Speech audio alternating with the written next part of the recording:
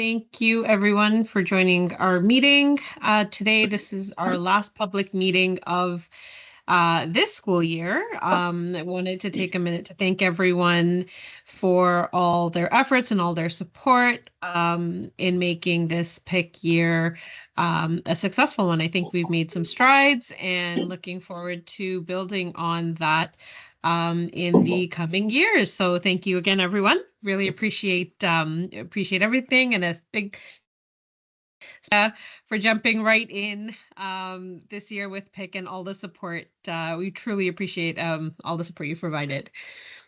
So maybe we'll start with just calling the meeting to order, and we'll move on to the acknowledgement of our traditional lands.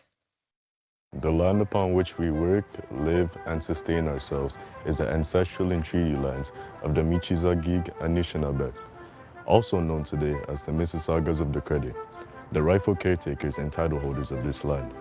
We also recognize the rich pre-contact history and relationships, which include the Anishinaabe and the Ongwe Hongwe. Since European contact, this land continues to be home to Indigenous and non-Indigenous peoples. As responsible community members, we value the diversity, dignity, and worth of all people. Colonialism displaced and dispossessed Indigenous peoples of their ancestral land and continues to deny their basic human rights, dignities, and freedoms. We are committed to learning true history to reconcile, make reparations, and fulfill our treaty obligations to the original peoples and our collective responsibilities to the lands, water, animals, and each other for future generations.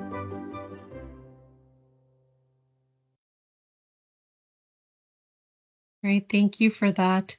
Can I please have someone move to approve the agenda? And apologies, I can't see, so someone could help me out. Jeff Clark, yes. Okay, and Stacy, and the seconder, yes. Stacy Ann? Yes. Thank you, Stacy Ann. Okay. Are there any declarations of conflict of interest by anybody on the committee?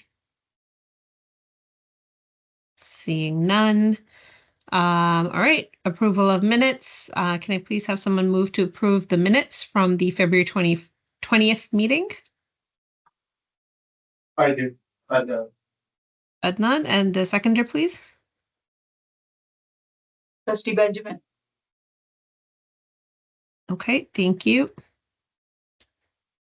All right, moving on to PIC updates. I'm not sure if Saria's here. Sorry, can you hear us? Oh, I know she's having some trouble. So we might move some of the items around just until she's able to connect, because she's doing the first update, which is the PIC event report. But maybe we'll move to the second item. Let me just confirm. Sorry, can you hear us?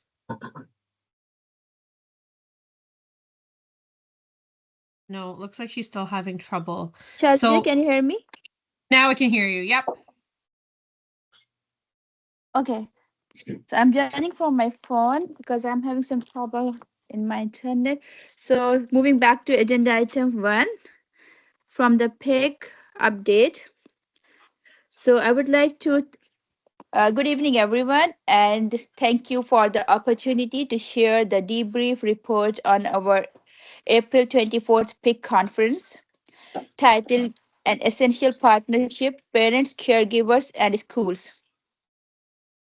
This event was designed to bring together families, educators, and community leaders with the shared goal of strengthening the relationship between home and school. The evening featured welcoming remarks, meaningful dialogue, practical workshops, and valuable networking opportunities. The primary goals of the conference were to equip parents and caregivers with tools to support their children's education, promote inclusivity and partnership between families and schools, provide access to information, services, and board resources, foster stronger community engagement through direct interaction.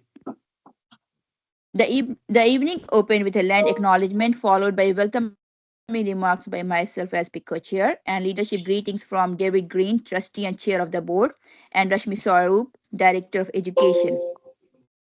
Their messages underscored the importance of collaborative relationship and inclusive learning environments for all students. This was followed by a live panel discussion. The panel discussion featured educators who shared their experiences and insights on how schools and families can work together to improve student outcomes. The topics covered in the panel discussion were related to families and school communication, building trust across communities, supporting equity and inclusion in education. The panel was well received and sparked important conversations that many families found relatable and inspiring. The key highlight of the evening was the panel discussion, which brought together four school and board leaders to address systemic issues and share practical strategies for advancing student success and family engagement across the Peel District School Board. Panelists included Stephen Alderton, principal at Jean Augustine, Farah Silimeti, principal at Tree Line Public School, Andrea Carnegie, coordinating principal at Mathematics, CBO, Kulbir Singh, vice principal at David Suzuki Secondary School. Each panelist addressed a specific focus question related to family engagement, equity, and academic support. Stephen Alderson responded to the question of what actions are being taken by schools in PDSB to identify and address systemic barriers to student achievement and parent engagement. He emphasized the importance of school-level equity audits, inclusive learning environments, and the use of disaggregated data to inform action plans that meet the needs of underserved communities. Farah Silimati addressed that the school ensure that parent voices are actively included in the school improvement and equity planning process. Andrea Carnegie spoke to two relatable questions. What guidance and or resources do schools provide to help families support their children's success in math at home? And what are some effective strategies that schools engage in to ensure students are thriving in mathematics, and how can parents adopt some of these strategies at home? Vice Principal Kulbir Singh, she emphasized practices like offering interpretation services, translating materials, and engaging community liaisons. She stressed the importance of making families feel valued through intentional relationship building, inclusive events, and cultural responsiveness. The panel sparked a rich solution-focused conversation. Each panelist offered insights that directly aligned with the goals of the Parent Involvement Committee. Families appreciated hearing real examples from leaders who are actively working to remove systemic barriers and make schools more welcoming and responsive. Families participated in 2 rounds of workshop sessions with topics aligned to both practical needs and equity-related themes. Workshop offerings included structured literacy, new math curriculum, student and parent voice in school improvement and equity planning, special education simplifying IEP and student review process, indigenous education, affirming Muslim students' identities, and dismantling Islamophobia. Each workshop was facilitated by educators, and feedback gathered during the event indicated high levels of satisfaction with the content and delivery. After the workshop, a comprehensive slide deck featuring key workshop materials was compiled and distributed to all registered participants following the event. Family had the opportunity to network with school leaders, learn directly from experienced educators, and ask questions in a supportive environment. The event was held in Brampton and attracted a diverse turnout from families across the PDSB region. Dinner was served and enjoyed by attendees as part of the community building experience. While the evening was overall a success, we noted a few areas where improvement is needed. Time management. The panel discussion exceeded its scheduled time, which caused some changes to dinner and workshop timing. More structured transitions with the time warnings could benefit presenters and attendees alike. These are the logistic lessons we are already addressing in the planning of our future event. We received some informal feedback also. Here's a brief summary of that. Appreciation for the workshop quality and panel content. Desire for more timely communication for the event. Suggestions to expand content to represent a wider range of community identities. Interest in more flexible event scheduling and venue rotation across Mississauga, Brampton, and Caledon. Next steps. We are currently preparing for our next event on June 19, 2025. Key improvements based on the April event include tighter agenda management, real-time updates and session transition alerts, early distribution of registration forms. We also plan to rotate future events across different PDSB regions and explore additional formats as hybrid models to increase accessibility.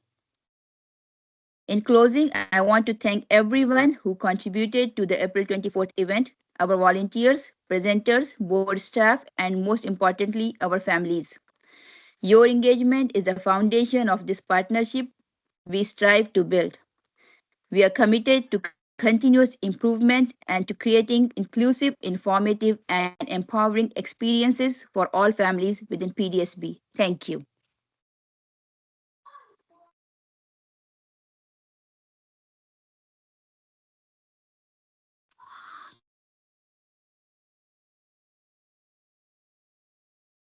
And with this, we can move to our next agenda item for tonight.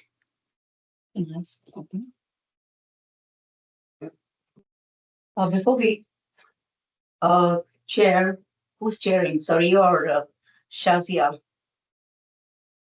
Okay, I just want to add something to about the PIC conference that you had. I don't know if others felt it, but I felt that it was.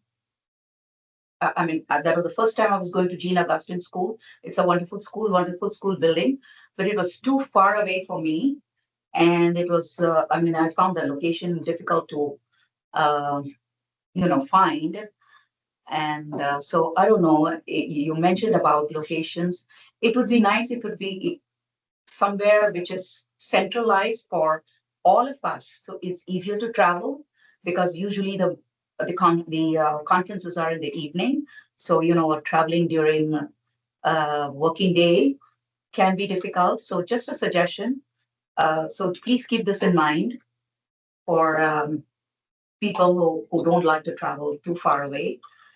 And the second thing is 19th is a second conference which is coming up. And on my schedule, it shows that we have a trustee information session from 5:30 to 7:30 that day.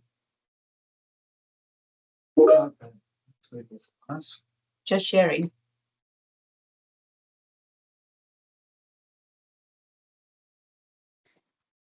Thank you, Trustee Benjamin, for your feedback. And yes, we will plan to rotate the events across different PDSB so that we can include as many families as possible and increase accessibility to all. And I would also like to have, if motion that the PIC committee has received the information about the April 24 event.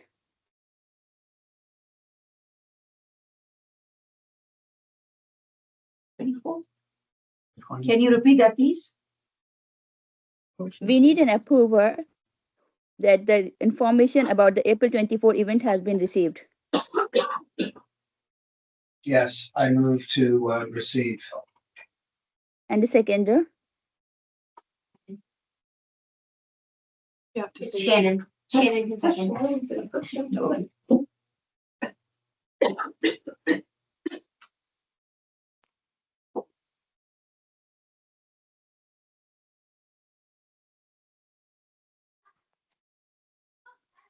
Motion carried. We can move to our next agenda item for tonight. Madam Co-Chair, we have 3 raised hands. We allow them to speak. I'm really sorry, I cannot see from here because I'm having some glitches here. So I can volunteer. So it thank starts you very actually much. from me. And then after me, it's Dima and Alison, just for your knowledge. Let me start. I just want to read or share some feedback from the PIC event we had. So first, thank you to Trustee Benjamin to probe us. And I agree with her that, the location for some attendees and the feedback we got was little far. It's nothing to do with the event itself, but that's a feedback itself that people like more centralized location for next time, just for convenience factor. The other feedback was mixed, and I'm just quote unquote reading those comments from the audience. One feedback from the attendees was that they would like to see a topic which includes some kind of discipline, structured discipline to students at home at school, something around those contacts. There was not much clarity around those details, but I just want to share, quote unquote. The second feedback from was about that the location was far, and unfortunately, being part of the event, we did have to close out the event half an hour earlier, and we did not held the last session of the event, and we did inform the audience, but there was some unpleasant receiving from the attendees that they would plan to come for this event too far, and they would like to attend all these sessions. So I just want to share that their thoughts as openness that it has been received. There's some reasons behind it, but uh, they were disappointed. One of the attendees that they were not able to attend the last session. They also one of the things they really mentioned to me and in the feedback was that they would like to see a more context about the topic we select for the event. Means some background. They're not looking for a slideshow of the presenters, but they would like to have some background on what is this topic about, or what they can gain out of that. That's what I understand. And the other part was that the feedback was that slides are great details, but they like to see presenter also sharing, according to them, what is the benefit they will gain out of that details and how they apply those details in their life. Okay, something context on that line. I heard and I read it from the feedback. Uh, I think the other part was that my personal feedback was on only the distribution of the event. There were some opportunities I noticed personally that we could have advertised better, or our capacity could be better in terms of reaching out to the families in Peel, including all three, Caledon, Brampton, and Mississauga, and with few reminders, not just one or two reminders, maybe more than few reminders, because people have the personal life, they may ignore some of the messages in the past. And there's some inconsistencies from the school, not all the school though, from the school that they did not reach out to their school families to give them this reminder of the event. So I just want to share that at this moment. Thank you. I think I have my hand up next. Can I go? Yeah, Dima, please. Yeah. So just building, I won't take up too much time. Just building on what you said, Adnan. Another piece of feedback that I got from two parents is childcare. If we could have opened the library up for children and provided, I don't know, pizza or snacks or something, a lot of more people would have come, had there been some activity set up for the children. And then again, building on how Adnan was saying that it wasn't advertised if as well as it could have, I totally agree. I couldn't even get my school to send out the event, to share the event via email, even though I asked about it and I asked the parent council about it. And then even when I was sharing the event, every time I sent someone the poster, the registration link wasn't on the poster, and I had suggested to Saria before that we need a QR code or some link shared on the poster or with the poster. This is absolutely essential. Even I struggled finding the registration link sometimes. Um, and then the last point is that even I on the PIC committee struggled to understand like what this event will look like. Of course, with planning and with hearing others who attended it last year, I got a better understanding and better context of why we are holding this event, like the purpose and the intention and what it will look like. But a lot of the people, like a lot of the the friends of mine that I encouraged to come and invited to come, had no idea what PIC was, and it was up to me to explain to them like how much information I had, a pamphlet or more blurbs like Adnan had suggested about each presentation would have given parents more context. That's it. Thank you. Alison, you're next. Thank you, Dean. Thanks, Adnan. Yeah, I was very sorry to have to miss this one, but I was involved with a bit of the planning, but I wanted to just thank everyone who did work very hard to put it together. And I agree that a bit more info on the individual sessions could be very helpful, and you know, all the other feedback already shared. I wanted to add one piece, which is this piece that you shared, Saria, about slides being circulated to those who registered. I love that idea. I am wondering whether we could go one step further and make that available, like in the next All Families update. And the reason for that is some people may not have registered because they knew they couldn't attend, like me, for example. So I would like to see those slides, but I also think that by doing that, we might raise awareness on the fact that PIC is doing events like this, and we might pique people's interest in attending a future event. Do you think that would be possible, Saria? And it's okay if you don't know right now. And I was also wondering what the numbers were, how many people attended, if we have that. Thank you.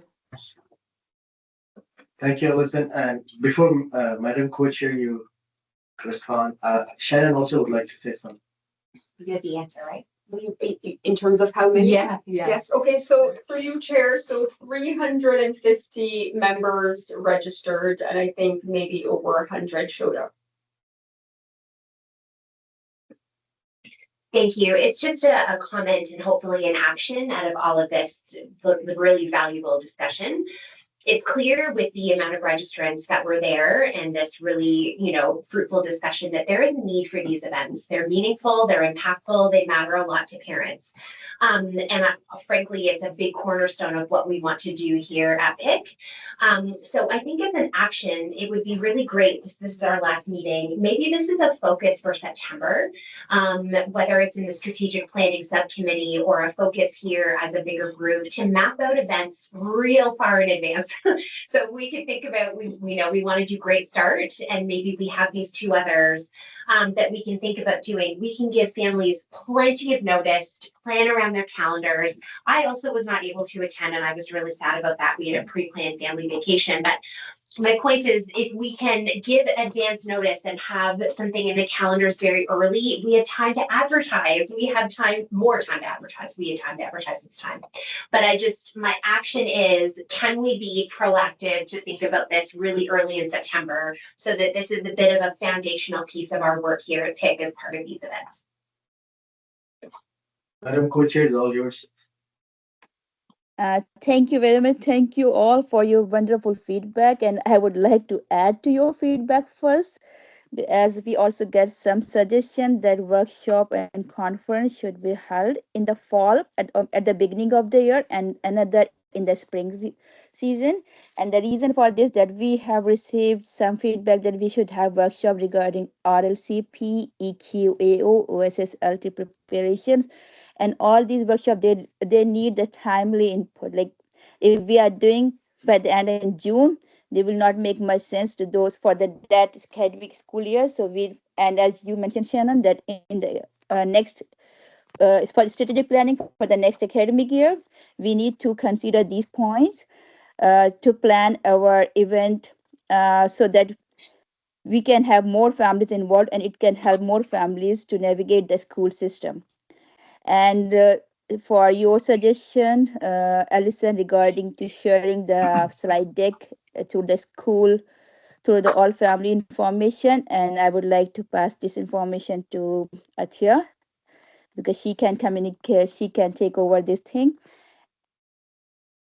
So that's a really, Chair, that's a sorry, I just want to complete the others feedback given by Trustee Benjamin regarding the locations. So the locations, this is something based on the logistics. We really look, we want to have some location that is central to all the Mississauga, Caledon, and Brampton, but somehow we ended up the location that we could manage at that time. So for the next event, we are doing it will be in Mississauga Central View Secondary School. It's not Central. West Credit. West Credit Secondary School. I'm sorry, West Credit Secondary School. Okay. And over to you, Atia. Thank you very much. Thanks, Saria. I will take that back just in terms of, I'm not sure we have the capability to send all slides through the all families message to all families, but I will find out from the folks in communications. And if it's possible, we certainly will. Thanks. And if I could just, before we totally move on from that, I appreciate that. I kind of wondered whether that would be possible. But even if it weren't all the slides, I'm wondering whether maybe there could be even, I don't know, just some type of, at a very minimum, mention of it. And then maybe one step further would be a mention of it and perhaps some of the like highlights, or I know that creates more work, but I just really think that if people saw that, I think a lot of people would think like, wow, I really missed out and I want to go to this next year. So just something to think about. People can circle back with me. I can maybe help to even create that if that's something that ends up being pursued. Happy to help. That's all. If I may add something, Madam Co-Chair, is that, if it does not exist at this moment, how about on PDSB, under PIC, under events, put those slides or something like those for people accessibility. So even if we share a comment, anywhere in details, communication before the event or after the event, you can find those details on PDSB under events, and that gives them a path for future also to check the events and dig down those details or look for those details, even if they missed out. The way we have those slides circulated. So this is just a suggestion of my own.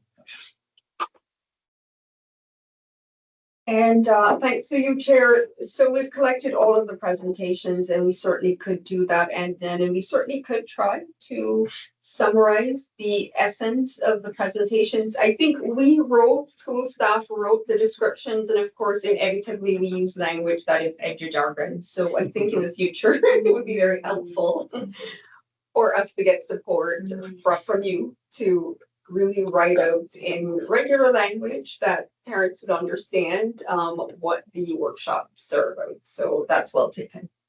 That's not what acronyms. Yeah.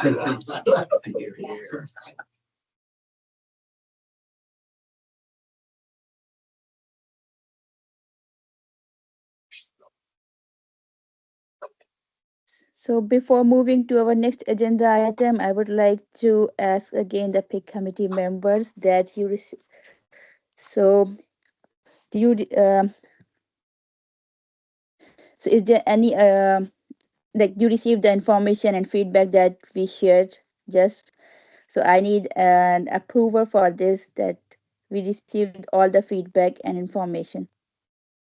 Okay, I move that we approve that we received all the feedback and the information. I second. Thank you.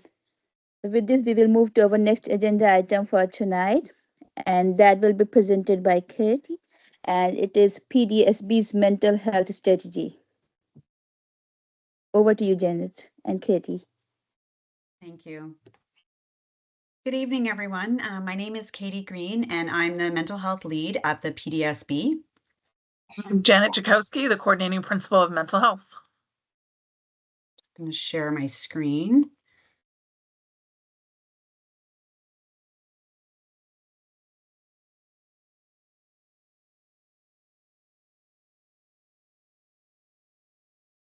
Okay, so here is our agenda for our presentation. We're going to begin by discussing the role of School Mental Health Ontario in supporting school boards in developing and implementing their mental health and addiction strategy. We'll then talk about the mental health structures at PDSB and review our mental health strategy and Year 2 action plan. We wanted to share about the Ministry PPM 169 and requirements for school boards regarding mental health. We'll introduce you to a newly launched resource by School Mental Health Ontario for parents and caregivers and share how to access mental health support at the board and in the community.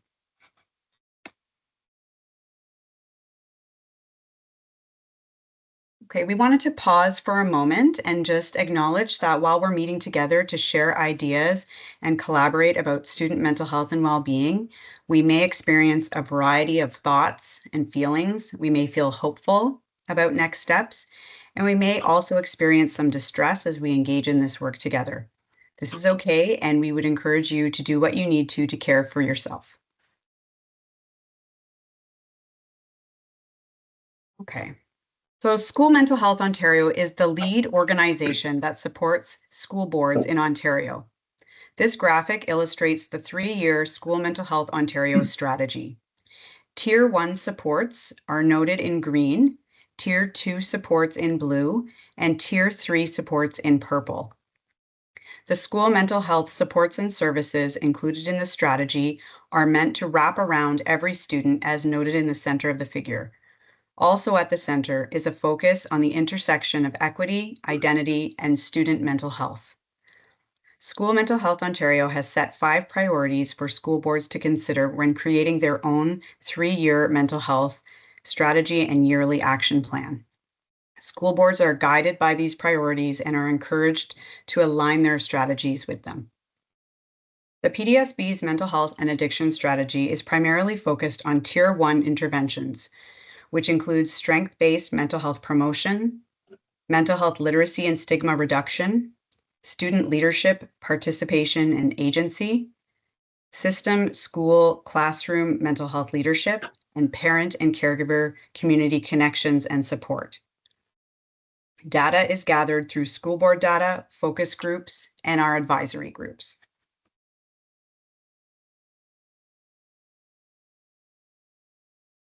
Our main role in school mental health is promotion and prevention, Tier 1. All students benefit from good mental health promotion, shown here in green at the base of the triangle. Schools are uniquely positioned for mental health promotion, early identification, prevention, and early intervention services.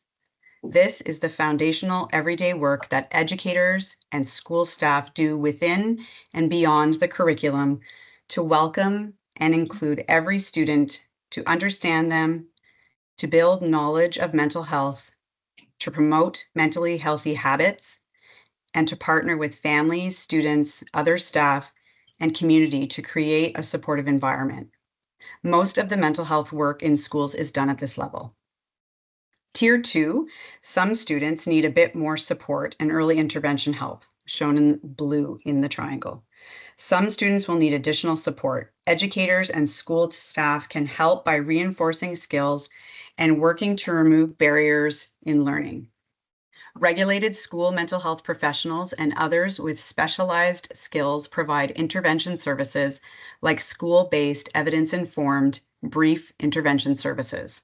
We have specialized school mental health services, for example, through school social workers and psychology staff for students when they have more serious mental health needs.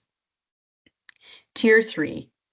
While a few students need more intensive clinical care, in purple at the top of the triangle, This area represents the assessment and treatment services that are most often supported through resources in the community, for example, through hospital or community-based mental health services for children and youth.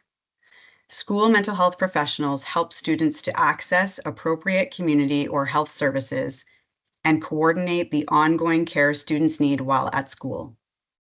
In some cases, regulated school mental health professionals will provide intensive assessment and therapeutic services when students cannot access outside support and will support managing crises as they arise.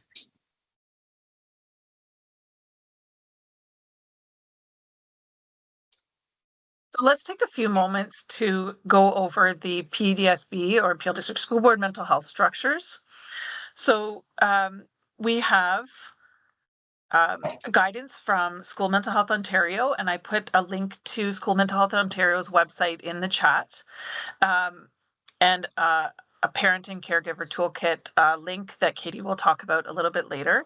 So School Mental Health Ontario gives us guidance, but we have an internal leadership structure within the PDSB. The core leadership team, which you see in light blue on the graphic, it consists of the PDSB staff members from a variety of departments with a variety of identities and lived experiences represented.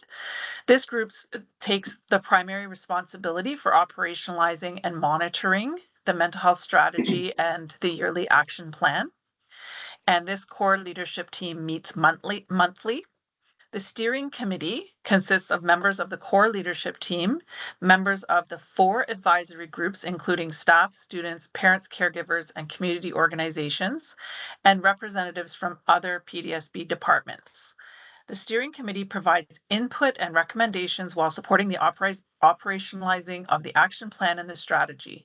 In a strategic planning year, they support the development of the process for the strategy. Key responsibilities include supporting and participating in consultations with the advisory groups and supporting the communication and dissemination of information. Meetings are held 4 times during the school year. The advisory groups are made up of voluntary members from each of the 4 areas identified in the slide: parents and caregivers, students, staff, and community, including agency and faith leaders. This structure allows for authentic collaboration, feedback, and accountability.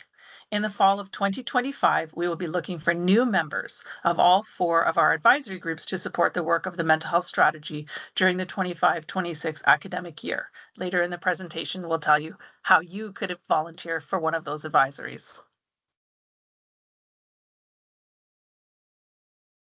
We know that this graphic is very tiny on the screen. If you're interested in reading the mental health strategy and the year 2 action plan, I've put a link in the chat again for the external site where you can find that the strategy and the year 2 action plan linked, so you can see it in its full text form. So the Peel District School Board is required to have a 3-year mental health and addiction strategy, and we're currently in year 2 of the 2023 to 2026 strategy. Each year, an action plan is created to identify goals and key actions under each priority in the strategy.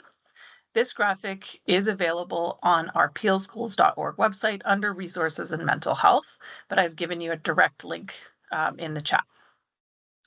We are required to report back to the ministry about our progress with respect to the strategy. We are also supported by School Mental Health Ontario, as mentioned previously, a provincial implementation organization that works with each Ontario school board. The board's mental health strategy aligns with the PDSB's multi-year strategic plan, the Black Student Success Strategy, the Affirming Muslim Student Identities and Dismantling Islamophobia strategy, and the Two-Spirit and LGBTQIA strategy.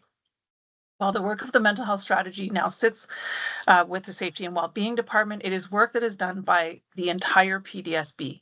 It has been developed in collaboration with other central departments as well as the advisory groups. And this graphic provides a summary of the mental health strategy on the left and the year 2 action plan on the right. It identifies the 3 priorities for PDSB's mental health strategy, and this document also contains the goals for Year 2 action plan that we developed last year in consultation with the advisory groups. We are in the process of revising our goals and creating our Year 3 action plan for the 25 to 26 school year. This Year 3 strategy will be posted on the external website before June 30th in the same place as required by the Ministry of Education. PPM 169, or Program Policy Memo 169, came into effect on September 1st, 2023. And the purpose of this PPM is to outline requirements for school boards to provide culturally responsive, evidence-informed, and student mental health promotion, prevention, and early intervention supports and services that respect students as individuals with diverse needs and experiences. This memorandum also outlines the importance of school boards working within the broader provincial system of care to help provide clear pathways to and from more intensive community and hospital-based mental health services when needed. This PPM recognizes that good mental health is foundational to achievement. Students who report feeling mentally well are more ready to learn, feel a stronger sense of belonging at school, and perform better academically. Within this PPM, there are 11 areas where boards must show evidence of mental health work, and you can see them on the slide. To give you some examples of our June 2024 report back to the ministry, we surveyed administrators from all schools in the PDSB, and results indicated that 76% rated their school at partial, full, or sustainment for implementation of mental health literacy in everyday school practices. This could include in identity-affirming class and school environments, help finding, integration into curricular experiences, implementation of mental health literacy modules for grades 7 and 8 last year, and also grade 10 this year. We did enhanced training for clinical staff, registered mental health professionals in our board, including brief intervention for school clinicians, which is a brief cognitive behavioral therapy intervention, sexual development 101, neutralizing sensory reminders for trauma intervention, and the George Hull Center training on trauma-informed practices. School-based staff received opportunities to develop competence in delivering mental health literacy through scheduled events, through the Wayfinder app, the Wayfinder navigation from School Mental Health Ontario, and information sessions on grade 7, 8 mental health literacy modules. We also completed a revision of our suicide intervention prevention post-vetting guidelines that have been shared for all schools to review this fall. We're currently in the process of collecting our data for 2024 to 2025, and we will be reporting back to the ministry before June 30th of 2025. For those interested in getting involved as a member of our mental health advisory, we will be looking for volunteers for the mental health advisory in the fall of 2025. The commitment is 3 to 4 meetings per school year. This year we had all virtual meetings except for one in-person meeting. There's an opportunity to contribute to the development and implementation of PDSB's mental health strategy. Next year is year 3 of the mental health strategy, which means that we will be working throughout next year to develop the 2026 to 2029 mental health strategy. So it's a very big year in terms of development of the new strategy. And there may be opportunities for additional work through subcommittee membership. We will share information with the PIC chairs for distribution to the committee members, and we will be advertising these opportunities for parents and caregivers to become involved in our All Families emails and through our social media.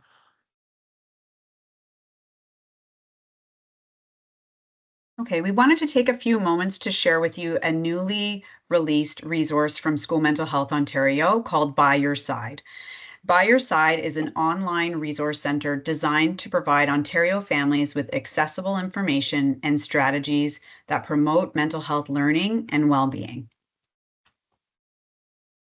In consultation with partners such as students, cultural and community groups, By Your Side was co-created by Ontario parents and caregivers alongside school mental health professionals. In School Mental Health Ontario's 2021 Student Voice Report, Here Now On, we heard that students want their parents and caregivers to learn more about mental health.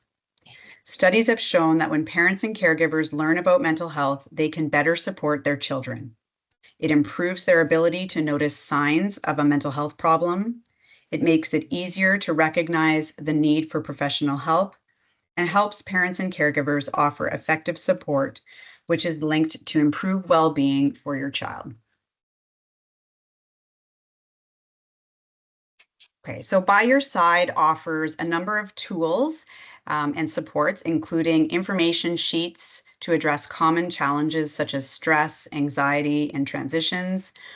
It includes videos featuring expert advice and practical strategies for supporting mental health at home, and webinars that dive deeper into mental health topics and offer opportunities for interaction. They have also released a companion tool designed for school staff to strengthen the partnership between school and families. And the companion tool for school staff includes slide decks and presentation materials that they can use as they work together with parents and school communities. So these are the key topics that are included in the By Your Side resource, and the QR code on the screen takes you directly to the website.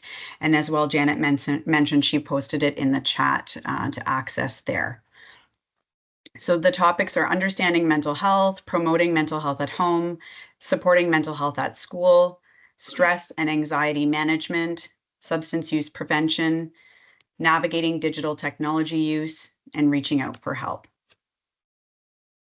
A lot of great resources in By Your Side.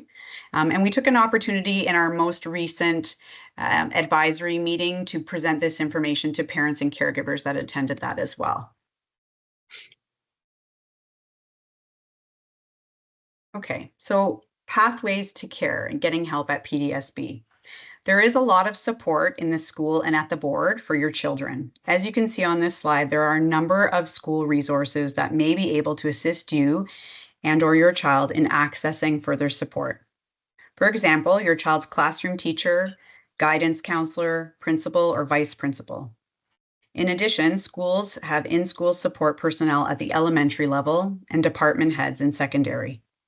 Each school has a school-based social worker and psychology staff member that can be available for consultation to support with identifying the most appropriate supports for children and youth in accessing mental health care. School staff can partner with you and ensure your child gets the support they need for well-being and learning. A conversation with your child's classroom teacher can be a helpful place to start to discuss what you're both observing, the strengths they have, and also the areas of need. The mental health resource team operates the Be Well support line, where caregivers and students have direct access to social work and psychology staff for consultation and counseling services, including identity-specific services. We also offer central counseling group and virtual student wellness sessions throughout the year for middle school and secondary school students. Just a note about the Be Well support line, this is not a crisis service for students. Students who are experiencing a crisis and require immediate crisis support can access this through community-based mental health crisis support that we will discuss on the next slide.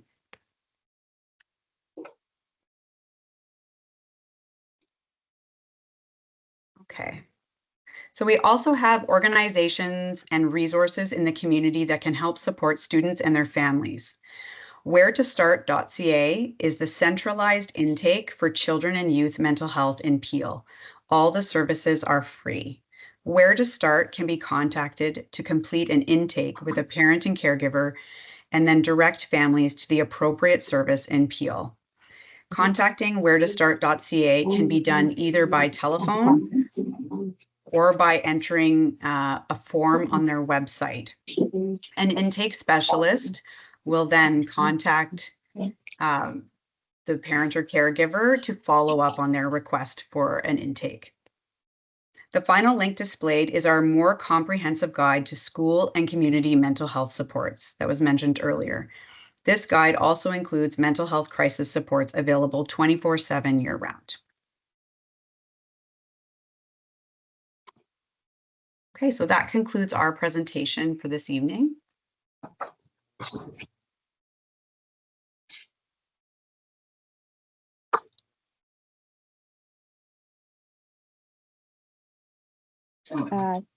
Thank you, Katie, and thank you, Janet, for this critical presentation on the importance of mental health.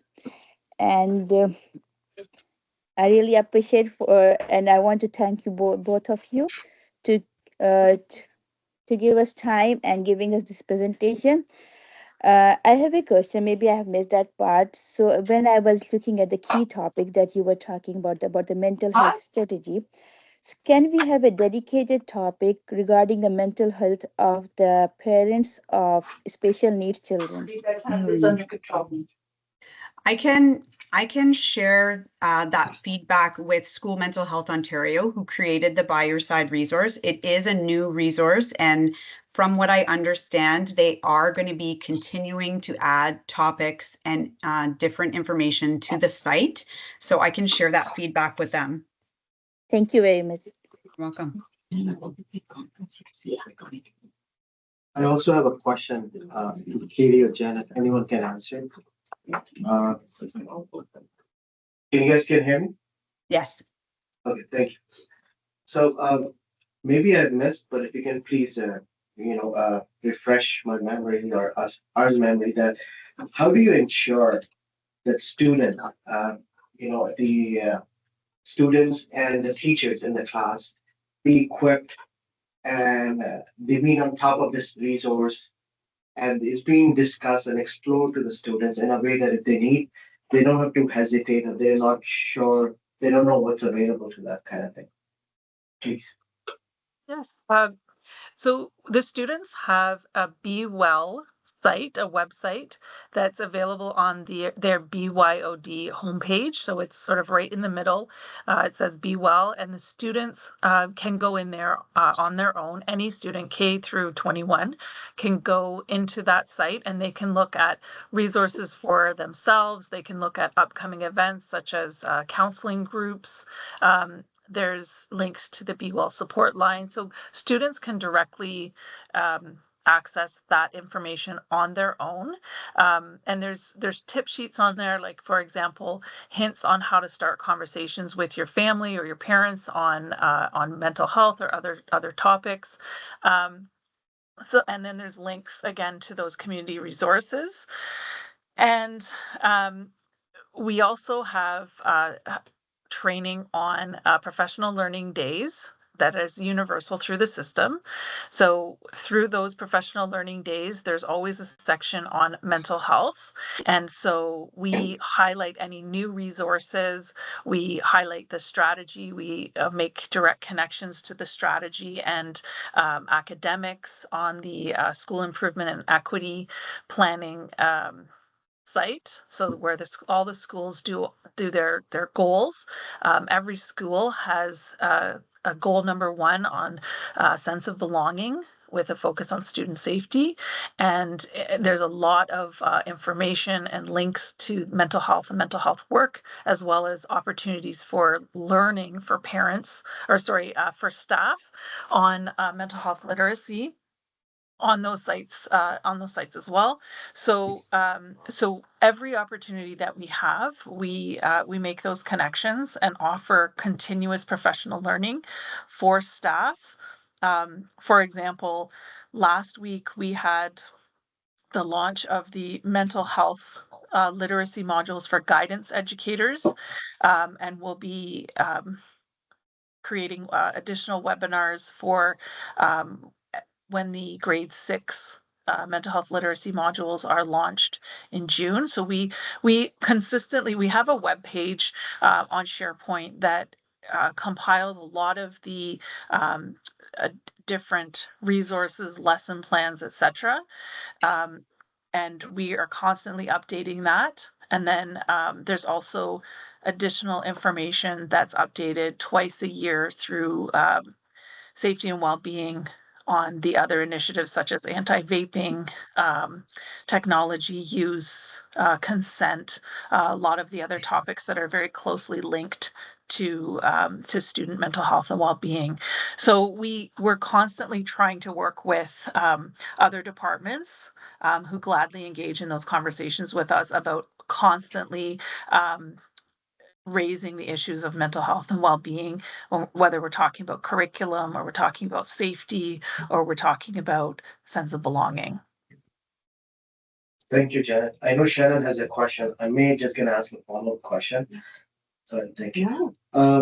So just to ask similar question what Saria asked before, what is the current system or resource available for students who's under special needs spectrum or even mainstream but under special need, or they have intellectual disability or challenges, how they seek out this resource, or since they cannot do it for this reason, how we involve as a board to engage their family or caregiver to use this resource currently? There's a couple of layers to that, and this is something that is really close to my heart as well. When the ministry launched the first mental health literacy modules in grades 7 and 8, we noticed that there wasn't lessons or appropriate activities for students who are accessing fully alternative curriculum. So those with intellectual disabilities, developmental disabilities, autism. And those students and their particular needs were not necessarily represented. So we raised this with both School Mental Health Ontario and with the Ministry of Education as a need, a significant need. And we then partnered with Surrey Place, who's an organization, a community organization, to create some lessons. And we also took part in an everyday speech pilot, which is an online sort of video modeling of social communication and social emotional learning. Working to expand that curriculum so that students on accessing fully alternative curriculum would have access to mental health literacy learning. In addition to that, we have our social workers and our other registered mental health professionals in psychology. They have a vast knowledge. Some have specialization in working with students with autism and developmental disabilities, but we also brought on 2 additional sort of like we sort of split it between a few people, but additional staffing this year to do some dedicated work with classes. So those social workers work with the fully self-contained special education classes in special programs. So they work with the school-based social workers in those schools to build capacity to be able to help not only the students but their caregivers to access mental health supports if they need further supports than what can be offered through the school board. So this is something that we in the Peelschools School Board are proud to say are a provincial leader in providing mental health supports for students with intellectual developmental disabilities and autism. Even though there is still lots of work to be done, we are pressing the ministry and School Mental Health Ontario to focus more in these areas. Thank you for sharing it. Shannon, do you have a question? I do. Janet and Katie, thank you so much for that presentation. I'm so heartened to hear and understand the strategy better.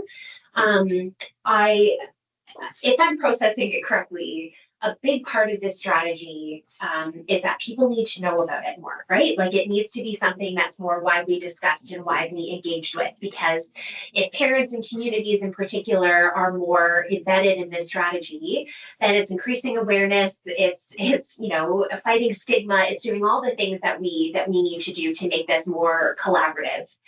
And so to that end, I'm just thinking through board-wide initiatives that take place already that have those objectives where it's about awareness and it's about engagement. So I'm thinking about the Terry Fox stuff, and I'm thinking about Heart and Stroke. And please don't misunderstand me, I'm not taking away from those important organizations and their causes. However, I'm thinking about how critical this is. And so can we make space? Either add to, a Terry Fox, Heart and Stroke, or maybe, they take a break for a year and we as a board think about what we could be doing in the mental health space. Probably, partnering with you've mentioned a few community organizations that are doing great work. I know Kids Help Phone, for example, is the only organization focused on youth mental health. Can we partner with them to make it a board-wide initiative? And I point that out explicitly because I know schools can do things on their own, and many of them are doing really incredible engagement work in this area. But we all know about Terry Fox. We all know about Heart and Stroke. If we took this from a board perspective, I just feel like the importance of this message would be reverberated more widely. And so just something to consider. I have no idea logistically how that would work.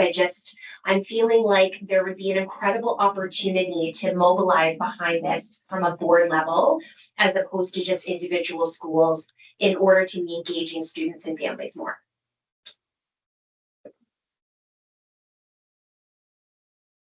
Thanks. Through you, chairs, I do want to pick up on that because 10 years ago it was 1 in 5 kids, and now it's 1 in 2. So it's 50% of our children who are struggling with their mental health. So this is really critically important to our students. So if we do need to knock our heads together and figure out how we can make this board-wide. Okay, so to add to what Superintendent Grant has said, today I was with the MPP to take him to the school week for the MPPs, and I was in a middle school. And we did talk a lot about this, and I put forward the message that we need more staff, we need more funding for mental health initiatives in all the schools, and this is throughout the country and throughout the world, and what I want to add at this point is something that struck me at the beginning of 2025. You talked about how that biocide is available for students from grade 6 upwards. I had 3 cases since January 2025 of students involved in bullying, harassment, physical assault in grade 2. For the first time in my 6 years as trustee, grade 2 students were involved in real physical assaulting and bullying, etc., etc. So it's now the age level has gone further down, which means these kids may have been the ones who were at home maybe during COVID. I don't know. There could be some kind of a link. So it is board wide. It is, something that is really needed. And I know PDSB is working on it, and we have a lot of initiatives. I thank you for it. And one more thing, since I'm also on the CIAC committee and I was talking to Superintendent Grant, maybe all this information needs to also be provided to members of CIAC, because, it will help them a lot if they know all about these resources that are available. Thank you. Thank you. Yeah. So just a quick clarification. So the Be Well support line is available for self-referral for children 12 and up, but families can call in.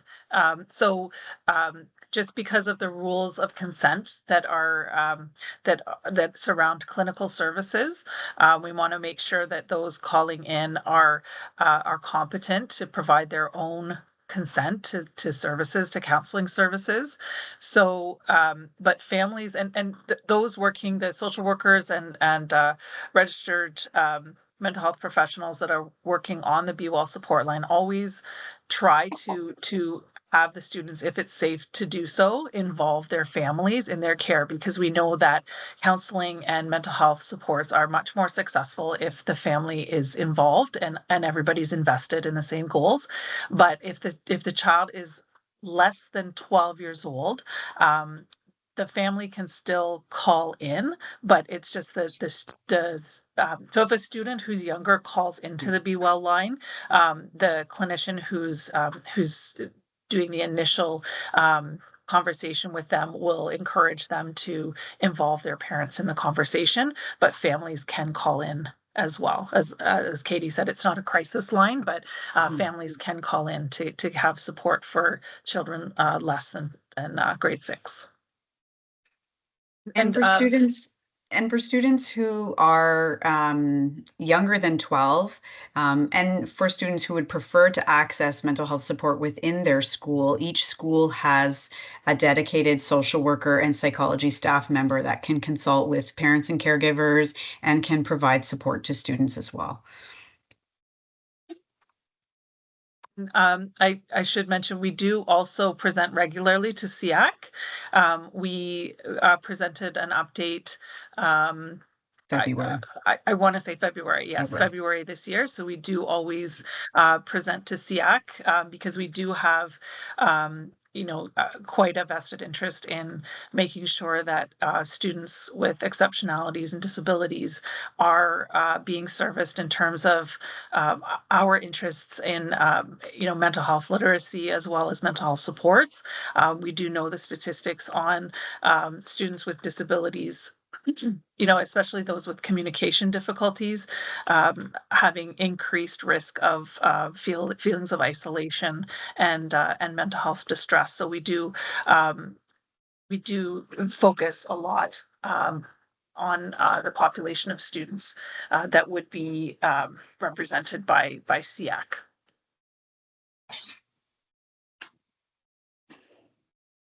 Thank you, Katie, and thank you, Janet. I have one question, actually two questions.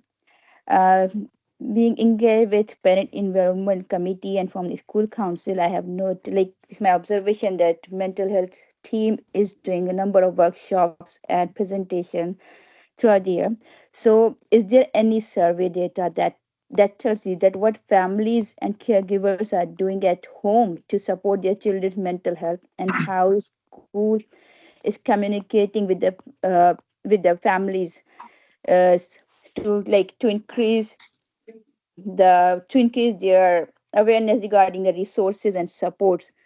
And secondly, my second question is there, could the mental health strategy team it can share the comparative data on student mental health outcome over year, like from year to year, including indicators such as help seeking behavior or access to support or reported well-being, like you? So is there any data that mental health is uh, receiving help from student, not help, receiving help, the students are accessing help from mental health team? We do keep statistics, and we do report those to the ministry in terms of number of referrals and number of students serviced, number of consultations done with registered mental health professionals. We can't publish a lot of that data because some of the sample sizes are small enough that people could be identified from that data. But what we really look for in terms of board-wide data is every second year we have the climate survey and census, and there we work with the research team to design questions on there that would focus on, do students feel that their schools are safe? Is there a safe adult that if they were having a distress of any type, do they feel like there's an adult in their school that they could go to? Do they know how to access supports? Are they sleeping well? How do they feel about themselves, etc.? So we do rely on the climate survey and census for sort of that overall board picture of data that will help us sort of direct where our next kind of focus areas are going to be. And some schools do their own sort of data collection on a less formal in a less formal way in terms of their school improvement and equity planning, their sense of belonging goal. So they do some things at the school level. And we do also participate in several province-wide sort of surveys, like the Ontario Drug Use Survey. I can't think of some other ones, but there are several that we take part in as a as a representative of schools within the province, and we're able to get some data back from that as well. So we use a number of data sources to try to sort of triangulate and give our best hypothesis about where the work needs to be developed, and where it's going well and where it's not. And we do, like I said, we survey the principals or administrators from schools twice a year to look at how they're doing in terms of implementation of mental health literacy supports, and if there's anything additional that they need or a focus area that they need us to do some more development on. Thank you very much. And the reason for this that with these kind of data, we can provide more targeted support to those who are in crisis. Thank you again. Do we have any other question? Okay, so we need a mover and a seconder that Parent Involvement Committee received the information from the PDSB mental health team. I do, Adnan. And the seconder? And I do. Thank you. I heard her say something and then I didn't understand. Thank you, Janet, and thank you, Katie. And with this, we will move to our next agenda item for tonight. And that is PIC nomination for the 2025-2027 term. Shazia will present that report. All right. So as we look forward to next year, and as we conclude this PIC year, we are in the process of determining how many open positions we will have available for the upcoming school year. Historically, we usually send out the nomination forms around the first couple of weeks of June, with it closing a few weeks after that. So we are on track right now. So just to PIC members, we will be sending out a survey and informing people of sort of where they are in their terms. Once we have an idea of how many open positions we have available, we will work with the board to communicate to the school council, superintendents, admin about the nomination and election process. The applications will open. As I said, a few weeks later, they will close. We will be doing screening into July and interview and select by the PIC nomination subcommittee in the month of July as well. And then in August, we will begin the onboarding process so that we can be ready to go in September. So information is coming soon. And if anybody has any questions about that, any PIC members have questions about their term, please let us know.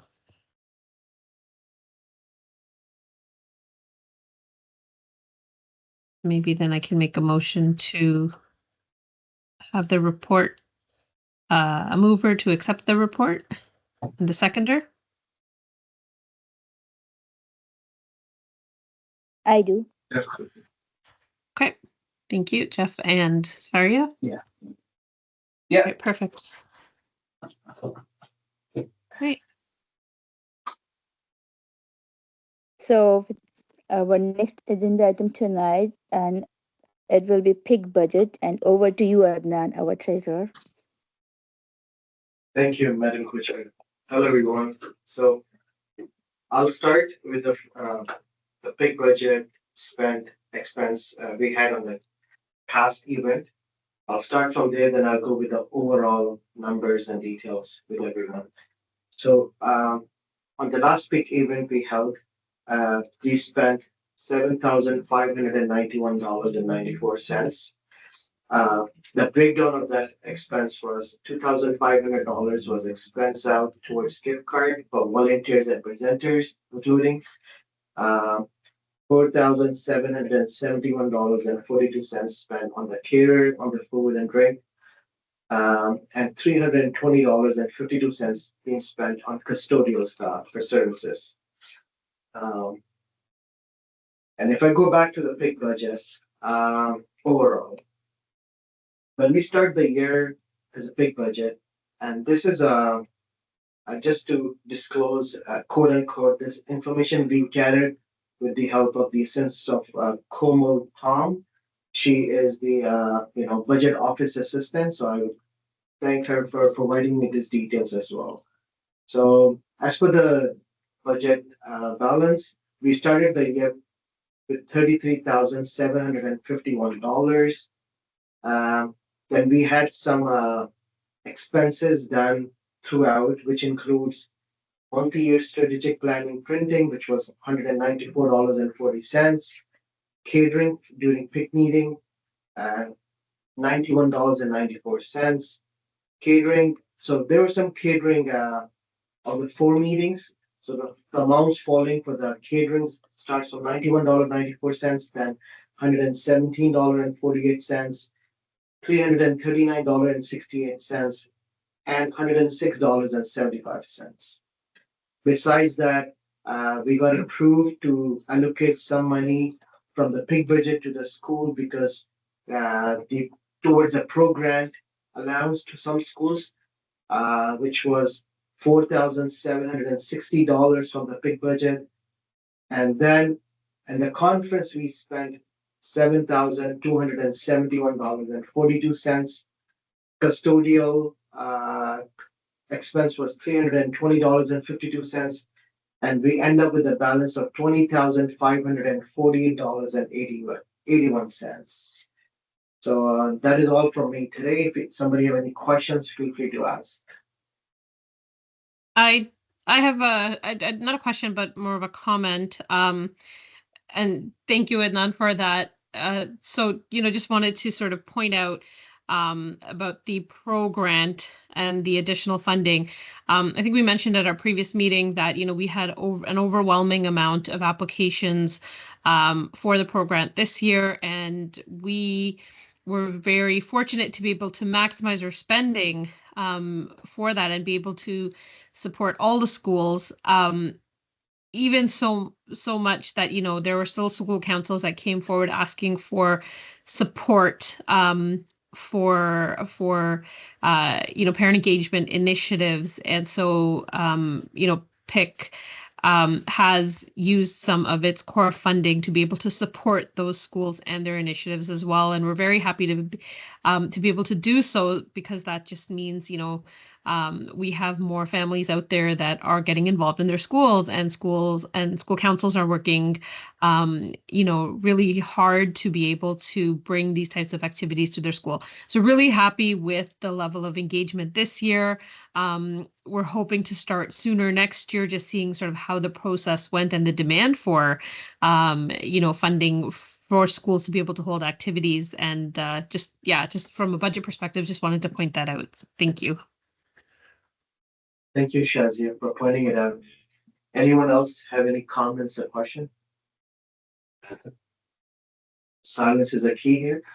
Before I just conclude and hand it over to coach here, we have a next event coming in June. So this balanced budget will be partially or somehow expense out there. And since this is our last public meeting, so I will not have this information, but when the next year finance and budget will present it, those amounts will reflect it in the balance amount if there's any for the next school year. Thank you all.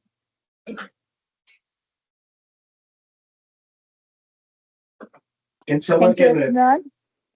Thank you, Adnan. Yeah. So we need a mover and seconder that the parent involvement committee received information regarding PIC budget. Shazia. I can support. So carried. And with this, we can move to our next agenda item for tonight, and that is board update. I would like to request Athia Grant, superintendent, to give us the update that we report regarding the request that we made earlier. Okay, thank you. Thank you, co-chair. And I'll hand things over to Associate Director Ashla just to introduce himself. Thank you. Thank you so much, Superintendent Grant. Good evening, everybody. Good evening to everybody on Teams, and of course, everybody in the room tonight. My name is Harjeet Ajla. I'm one of the Associate Directors with Peel District School Board, and now I actually have the privilege of being part of this committee, sitting in with Superintendent Grant, and I look forward to the journey ahead, especially next year, as we engage in all of the great work that's about to be had. A little bit about myself so that you have a little bit of context. Currently, I will be supervising and am supervising a number of departments centrally. So I have our special education department, curriculum and school improvement, our safe schools and mental health, as well as our innovation, school partnerships, leadership, and I'm thinking right now, am I missing any? And of course, equity. So I do have a number of departments as well as research. So 7 departments total that I have the honor of working closely with in supporting this board. I have been a member of this board for almost 25 years now. A teacher to a vice principal, principal, superintendent, and now currently in the role of associate director. So it is an honor and privilege for me to be in this space with you. I have been part of PIC a few years ago. Some time ago when I first became an associate director, I attended a few PIC meetings. So that's a little bit about me. I guess on a personal side, I also have 4 children who are also Peel District School Board students. So I sort of represent both as a parent and also as, of course, as a staff member here as well. So if there are any questions for me, happy to navigate those questions before I turn things back over to Superintendent Grant.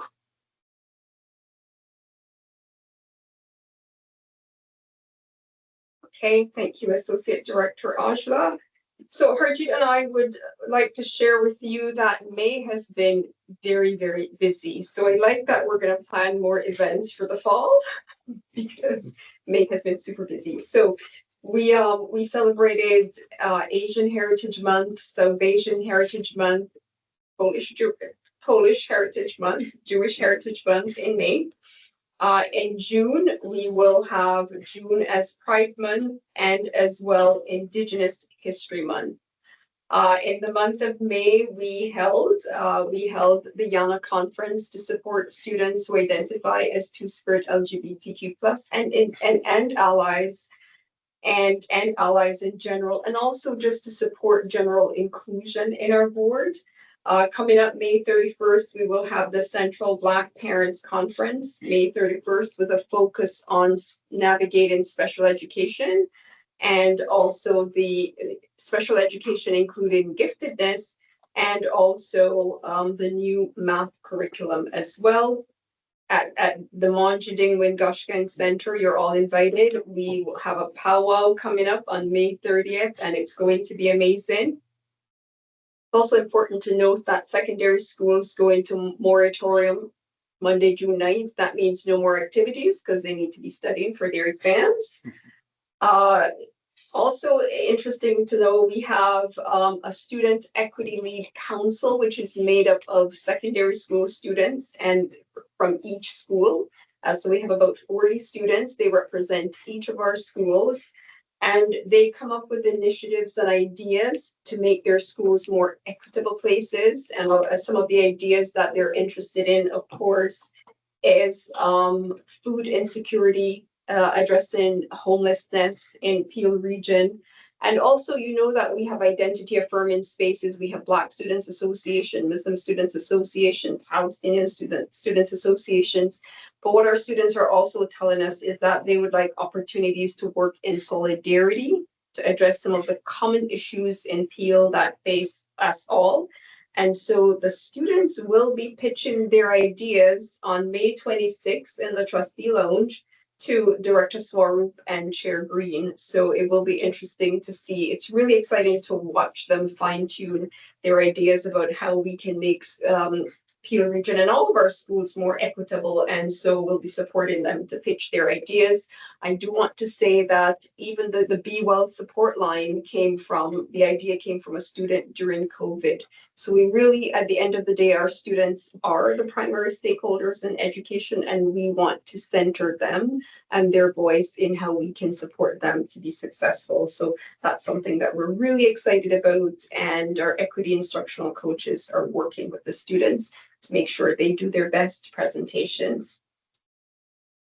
We also had Solidarity Days at the Monjading Wingushigan Center as we work towards solidarity. And so today we hosted 100 Latinx students, and they had an opportunity really to work with elders and really learn more about Indigenous knowledge, but also share their own cultural knowledge. Last week, we also had 100 Sikh students as well as we work towards solidarity. So that's something that we're really excited about moving forward at both centers, so that we're supporting students to work in solidarity with each other.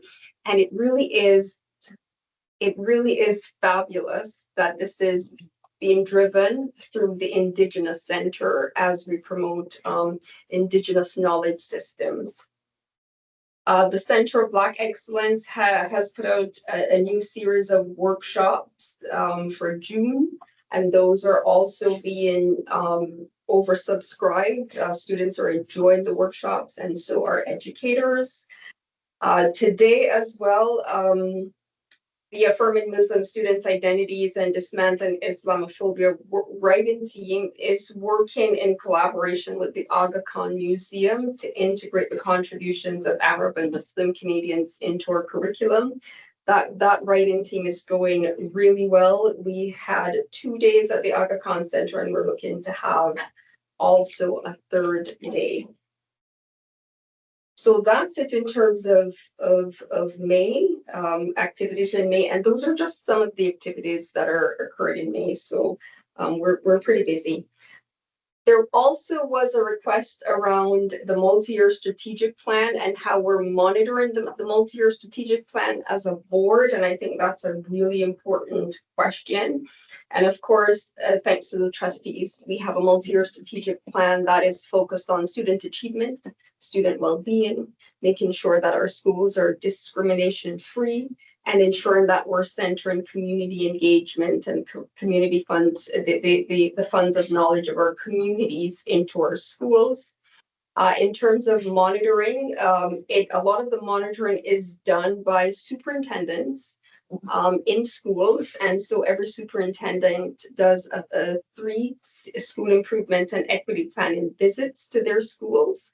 And as if you heard Janet and Katie speaking about integrating mental health into the SEEP, ensuring that there is parented community voice into the SEEP. And so this is a really strong monitoring measure where principals have to demonstrate through the school improvement and equity process that they're integrating the goals of the multi-year strategic plan in terms of achievement in core subjects such as numeracy and literacy, but also ensuring that we're taking care of the children in really tangible ways. So that's one way that we do that. And if you tune into the board meetings, you will also hear superintendents in the field and central superintendents making reports to the board of trustees in terms of how they're integrating the multi-year strategic plan into their families of schools. So these are just some of the monitoring measures. And of course, there's always the student census. There's the equity and accountability report card that really reports on how our students are doing and really disaggregate the data in terms of identity, special education needs, in terms of the mental health and well-being of students, and in terms of how our students are achieving. So the equity and accountability report card is public. The last report card was in November, and the next one I think will be this November. It integrates as well EQA results, grade 3, 6, and 12, our graduation rates. So that is there for us to see how we're progressing as a board in terms of implementing the the goals of our multi-year strategic plan, as well as our graduation rates. And of course, we've have the discriminatory statements and slurs reports. We have that data as well. So we're collecting a lot of data. We're also collecting data from the students' census, and that is perception data in terms of our students seeing themselves reflected in the curriculum. What Janet said around do students know where to go for support in school if they're struggling with their mental health? So all of that perception data is extremely important so that we can triangulate the data, both in terms of qualitative and quantitative data as well. So those are some of the ways that we are monitoring the multi-year strategic plan, which really was launched last year around this time. So we're I think 1 year into the multi-year strategic plan. So those are some of the updates. In terms of new curriculum, not a lot of new curriculum this year. What we have mandated is Black history from grades 7, 8, and 10. And that was announced last year by the ministry that so educators must integrate the history, identities, and contributions of Black Canadians into the curriculum, grades 7, 8, and 10. And also there is also an expanded Holocaust education curriculum in grade 10 as well. And there is a plan through the curriculum department to ensure that educators are prepared to implement the new curriculum, as well as structured literacy. And of course, we continue to implement our new math curriculum, which is still new, even though it's about 3 years. But we're still working on integrating the new math curriculum and ensuring that we're building teacher capacity to implement the curriculum. So that's it from in terms of our board updates. Happy to answer any questions.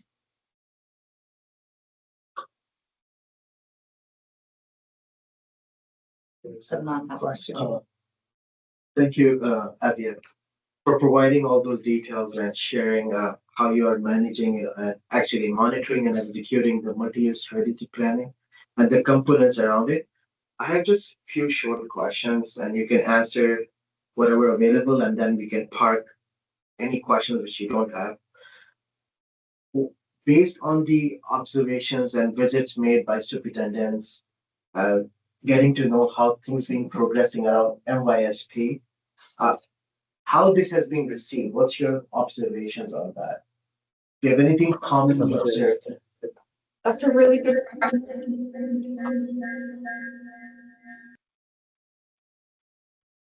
Oh, I think it might be your mic, admin. Oh, yeah, sorry about that.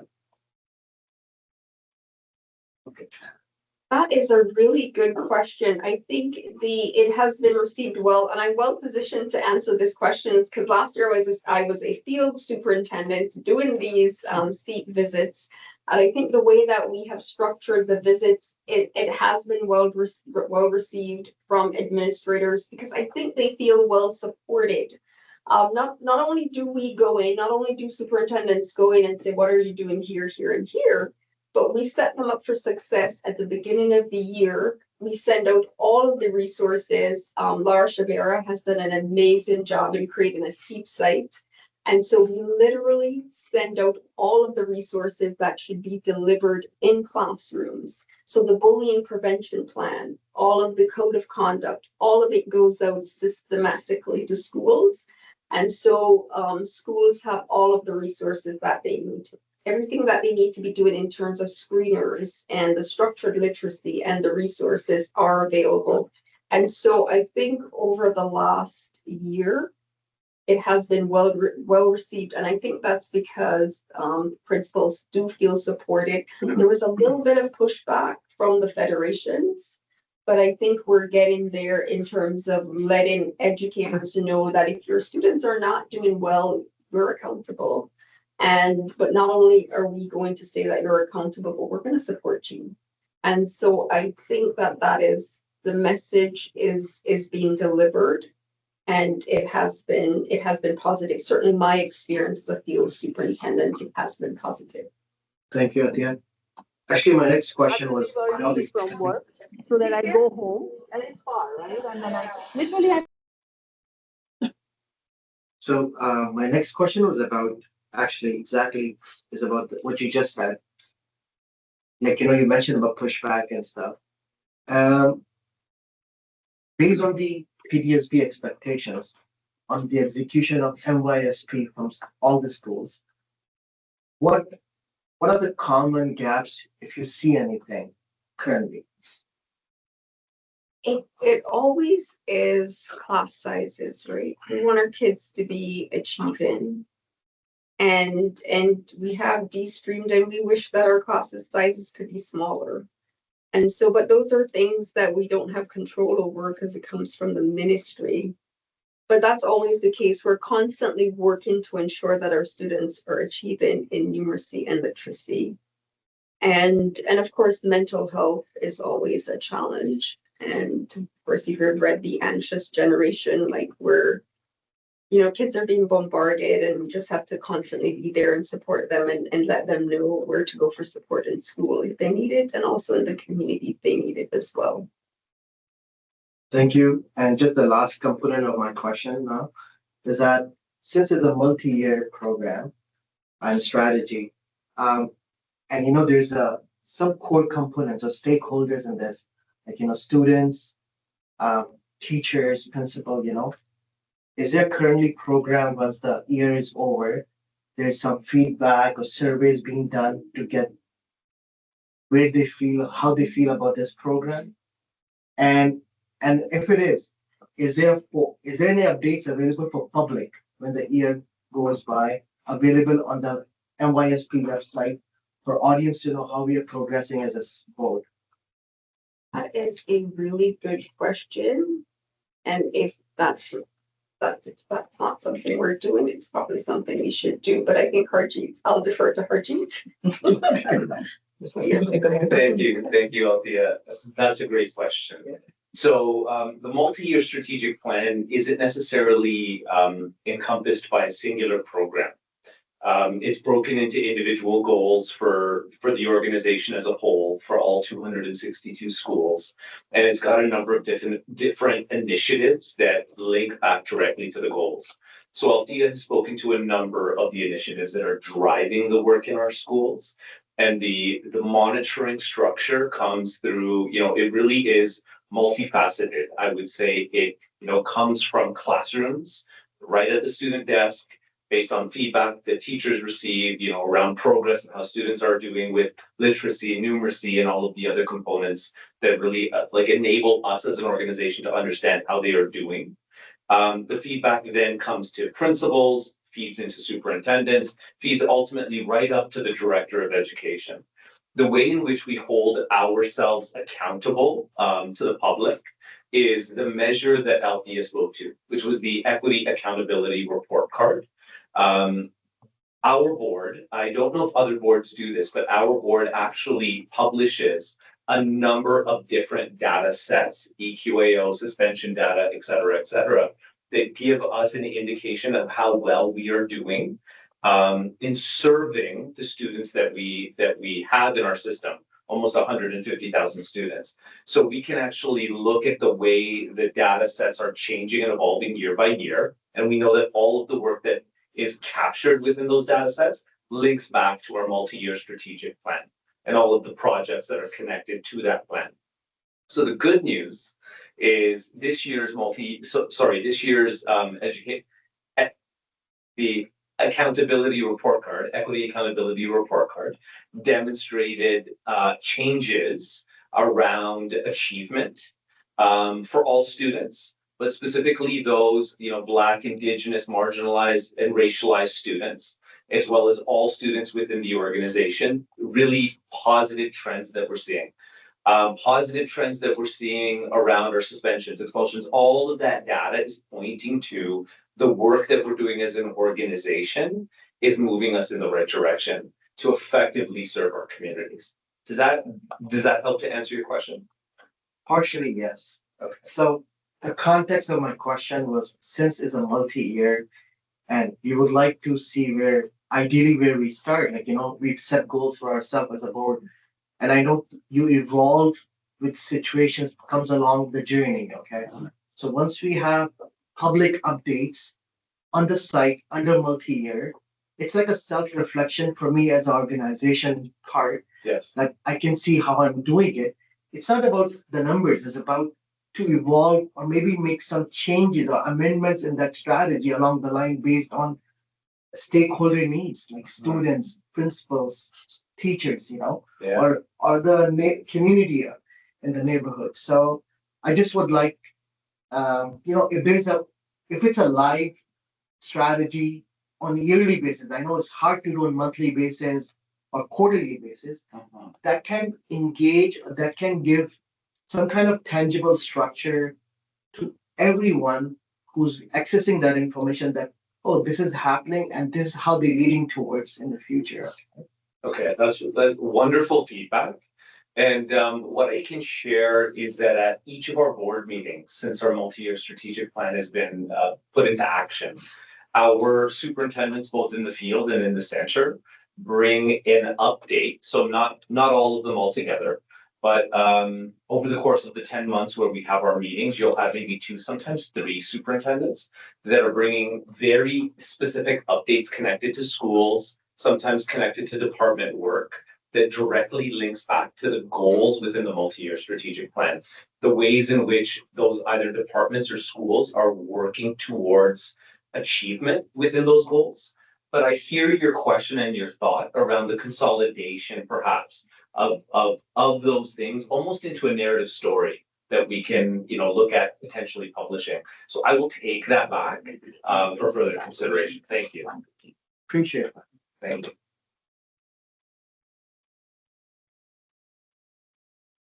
I have a question too, and it's regarding student achievement. Since we have associate director here and he is in special education, overseeing the departments of special education and curriculum.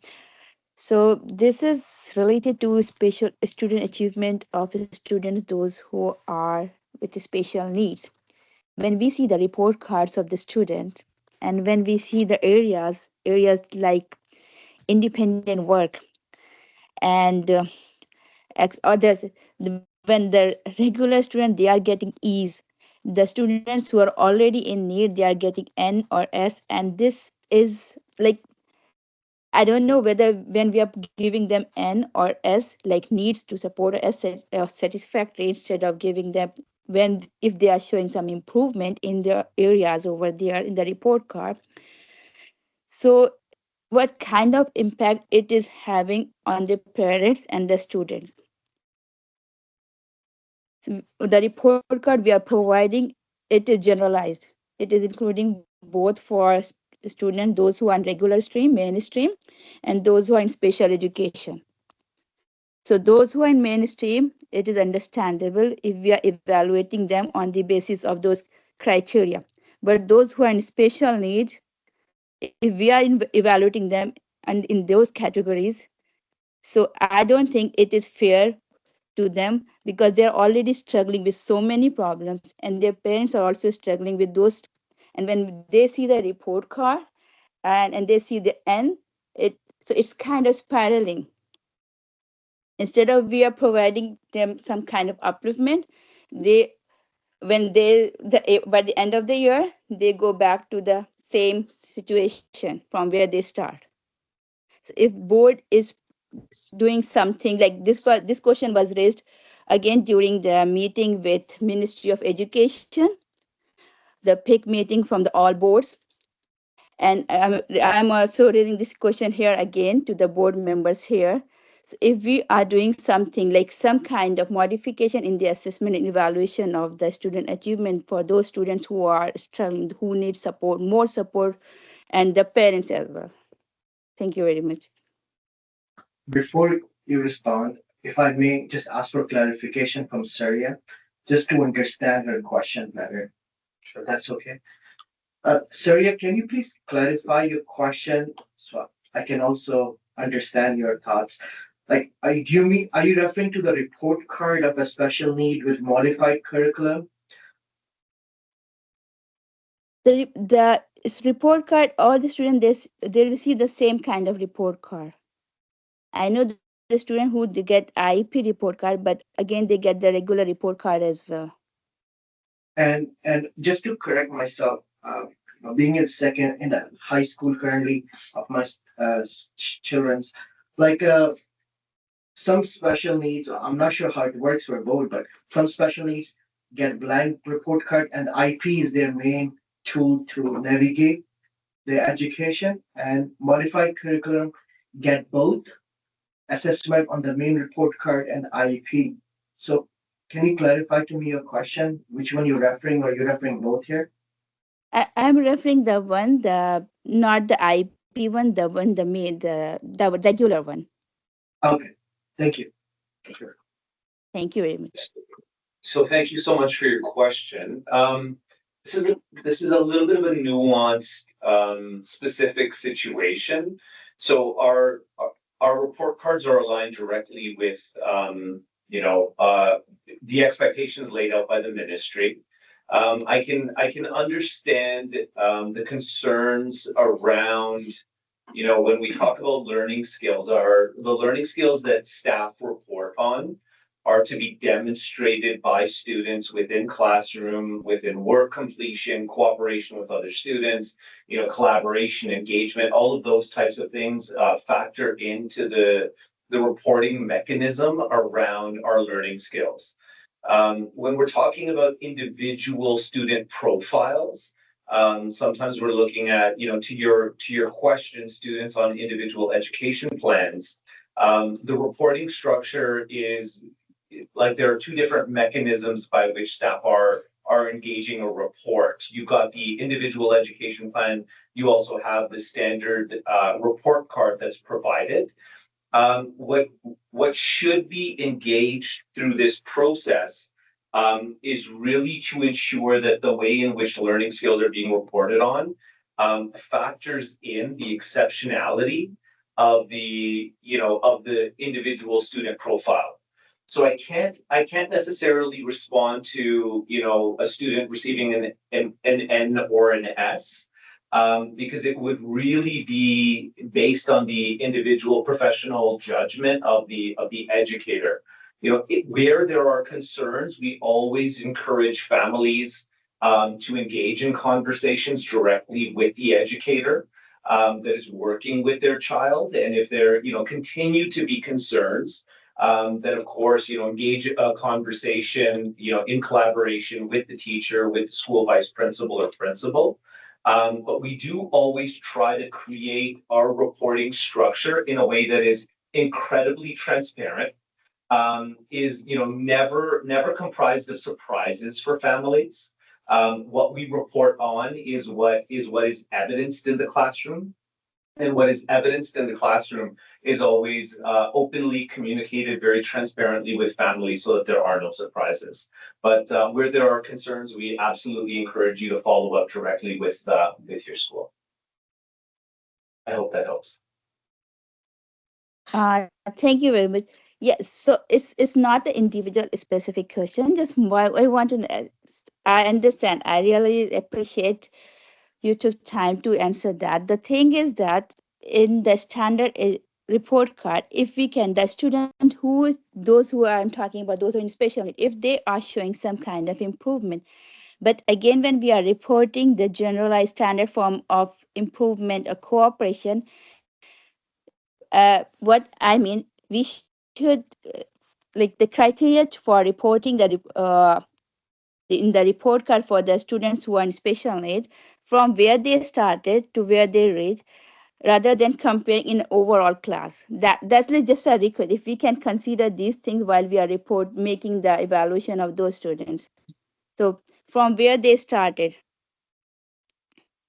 Okay, thank you for that. So what I'm hearing and understanding is really being able to share the progression and growth of the children over the course of that academic year within the document. Yes. Okay, thank you. Thank you for that. I can absolutely take back and have some conversations with department staff to see clarity for sure. Thank you very much.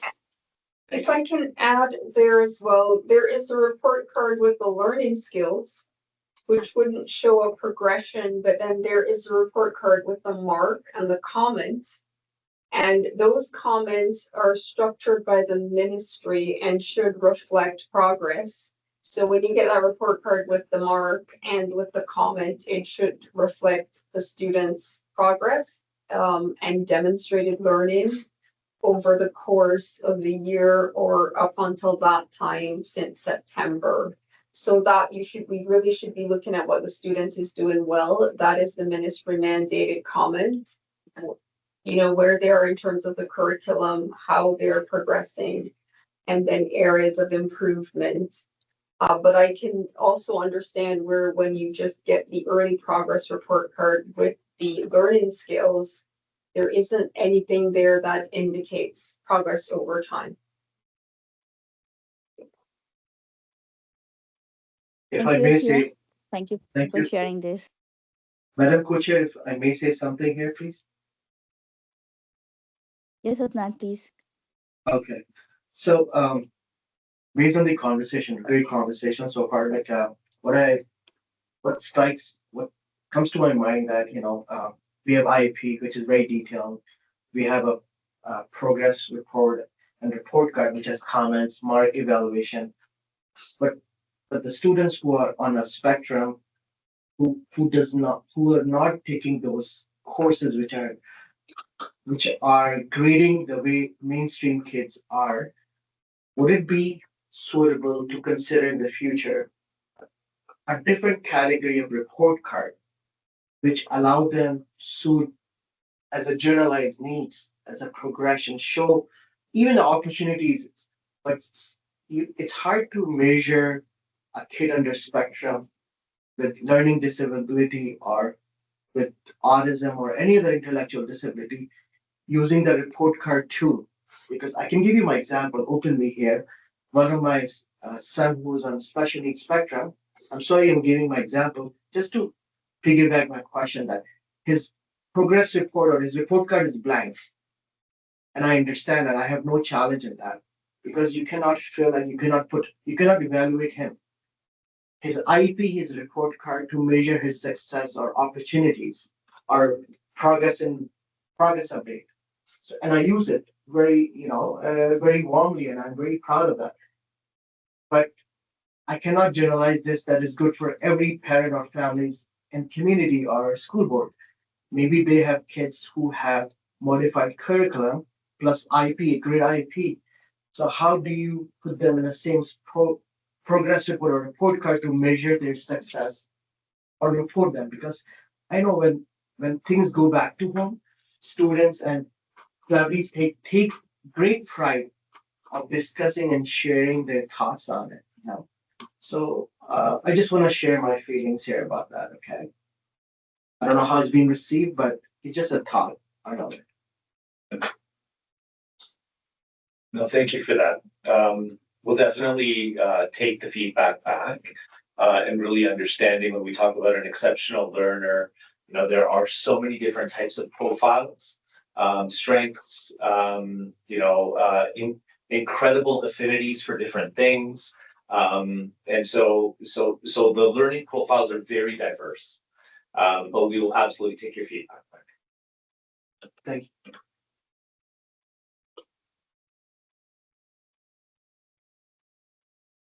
Do we have any other question?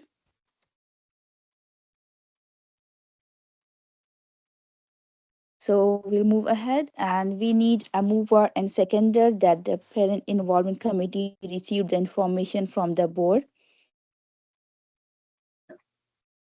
Jeff Clark, yes. Shazia. Okay. Carried. All in favor. Next agenda item is communication. Do we have any communication tonight?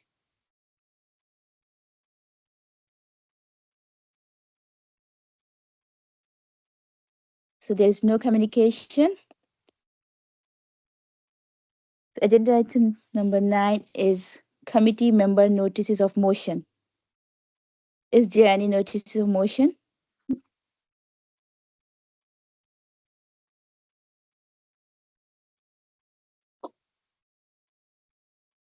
We don't have any notice of motion. Next item is committee member motions for consideration. Is there any motion for consideration for next academic year meeting?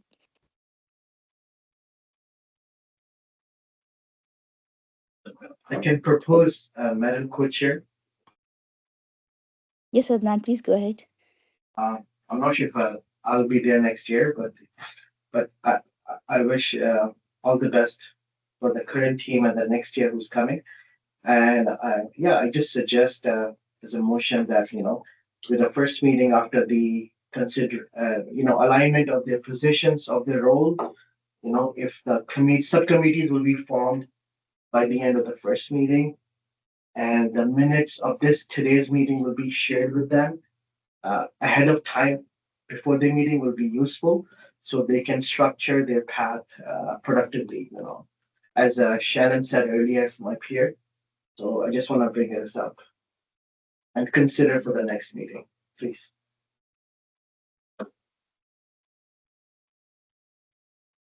That a motion? Did we vote on?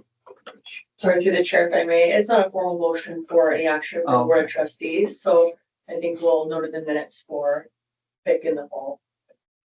Thank you. Okay. So we don't have any motion for consideration at this time. So can we go to our last agenda item for tonight? Adjournment. Is there a mover? That meeting is adjourned. I don't know, maybe not. And the seconder? Cooking left, right? Yeah, Trustee Benjamin. Thank you, everyone. Thank you for coming here tonight and sharing wonderful feedbacks and information with us. And I would like to say thank you to Associate Director Ojala too for being here tonight with us and sharing information with us. Thank you very much. You're very welcome. Thank you.